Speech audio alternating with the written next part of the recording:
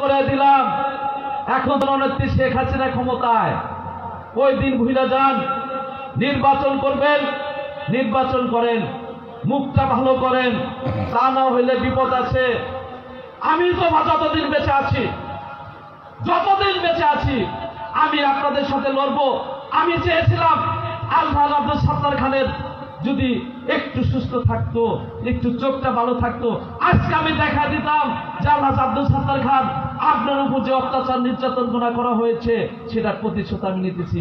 সেই দিন আমি আত্মার শান্তি পেতাম। তারপর আমি আত্মার শান্তির জন্য এসে একটা ভুলে যায় না কি পরিমাণ অত্যাচার করেছেন, বাড়িঘর জ্বালিয়ে দিয়েছেন, সমস্ত লোক, অনেক লোক মেরে ফেলেছেন। সেই দিনগুলা ভুলে যায় না। ইতিহাস কথা বলে, আমি ইতিহাস থেকে শুনেছি, আমার বাবার মুখ থেকে বলেছি, শুনেছি। আমার বাবা হাত ধরে বলেছে এলো প্রথম, বাবা গাদা তুই নির্বাচনে যাস না, দুলাল চেয়ারম্যানরা কিন্তু লোক ভালো না, ওরা খুনে, খুনের রক্ত, ওদের ভিতরে খুনের রক্ত।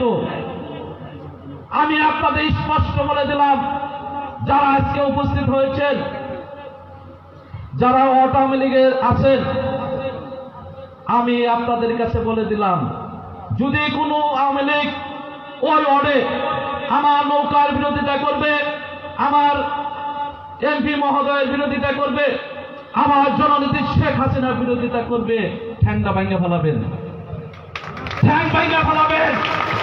একটা লোক, দুলাল বাহিনীর একটা লোক আমি রাস্তায় নামতে দিব না।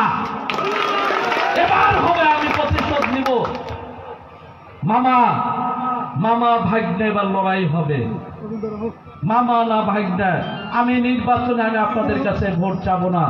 নির্বাচন যদি করি, অনেক দেরি আছে, 8 মাস আছে। নির্বাচন আসলে তখন বোঝা যাবে। আল্লাহ যদি হায়াত দিয়ে থাকে, নির্বাচন করতে পারি, আমি না করলে আয়োজন করবে, নৌকার প্রতীক থাকবে। আমার একটা কথাই, এই নির্বাচনে আপনারা বড় বড় কথা বলেন, এইটা আমি আজকে এবার বলতে দিব না। ভাইরা আমার, অনেক কথা বলেছি, অনেক মনের ভিতরে অনেক দুঃখ, অনেক কষ্ট। আপনাদের ধন্যবাদ।